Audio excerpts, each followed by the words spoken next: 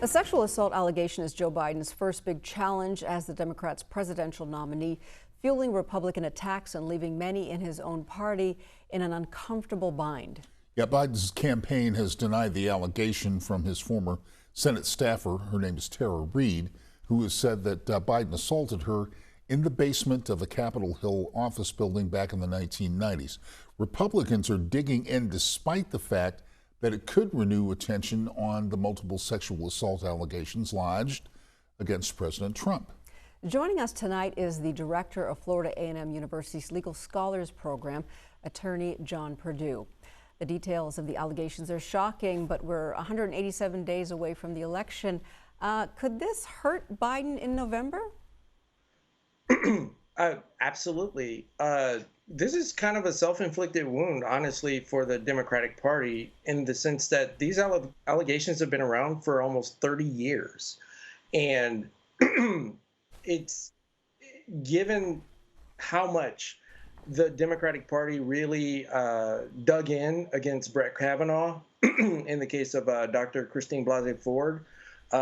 Certainly there's going to be a lot of political retribution. Unfortunately, that's just the era we're living in. So this could be a big issue for Joe Biden's campaign. Absolutely. The Democrats are obligated. They own this issue. Now, but when you compare it, what about President Trump? I mean, he faced sexual abuse allegations in 2016, admitted it on television, but he still won. Do you think that women in particular are going to still come out in support of the vice president despite these allegations? Well, that's actually a very interesting question.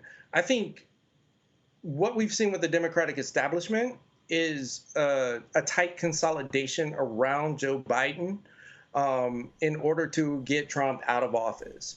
And so this is one of those situations where, practicality or desperate times kind of call for desperate measures, so to speak. It's possible people will show up. Women voters will still show up for Joe Biden. But it really does depend on how this plays out in the long run.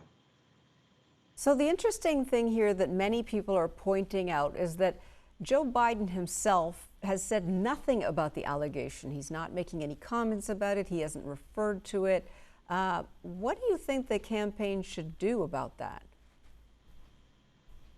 I think he should just say something about it and deal with this now.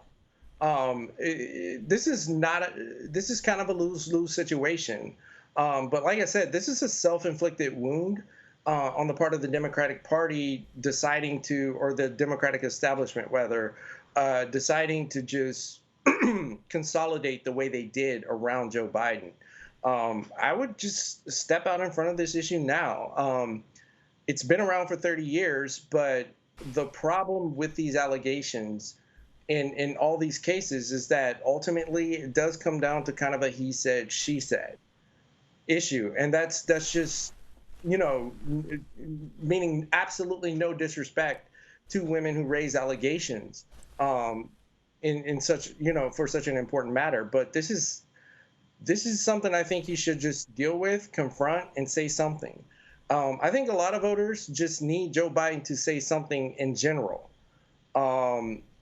He's been pretty ghost, quite frankly, in the midst of all this chaos. And, this is an opportunity for him to come out and sort of establish or reclaim his brand and reclaim the narrative in his favor, because we know that Republicans are absolutely going to go as far with this as they possibly can. And we also know that as we get closer to November, a lot of things are happening. Of course, COVID-19 has the world turned upside down. But is the Democratic Party kind of being its own worst enemy?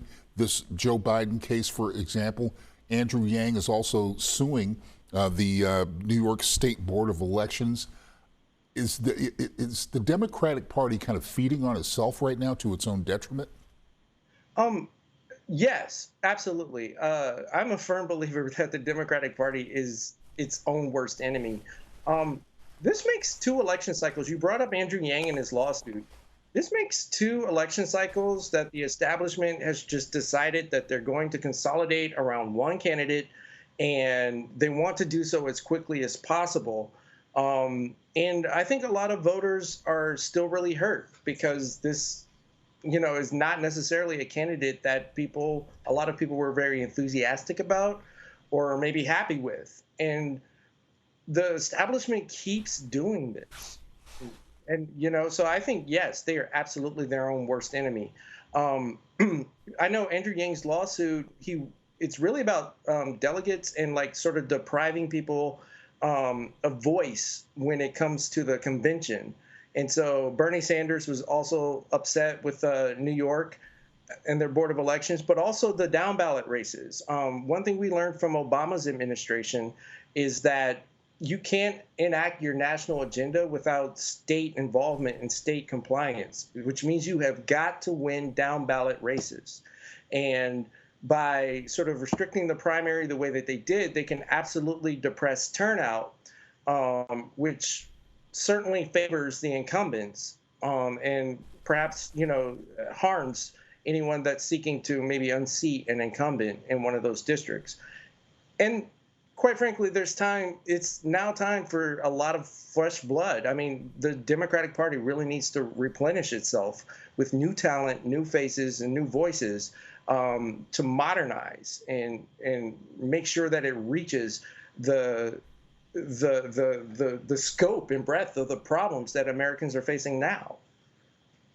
All right. We are so glad that you joined us, Professor Perdue, and thank you for your insights. Okay, thank you. Thank you very much. You're welcome back anytime, sir. Thank you.